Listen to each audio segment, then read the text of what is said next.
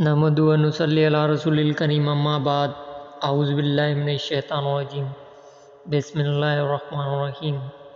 حدیث نبوی ہے، آپ صلی اللہ علیہ وآلہ وسلم نے فرمایا جس شخص میں یہ تین باتیں ہوں گی وہ ایمان کا مزہ پالے گا۔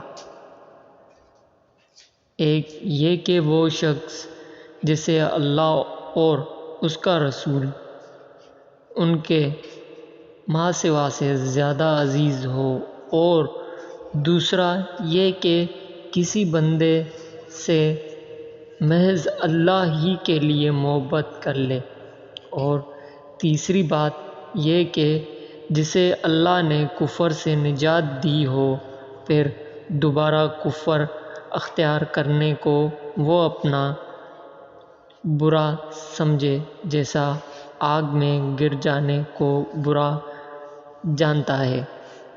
صحیح بخاری حدیث نمبر 21۔ دوستو اس ویڈیو کو لائک کریں، شیئر کریں اور سبسکرائب ضرور کریے گا۔ السلام علیکم ورحمۃ اللہ وبرکاتہ۔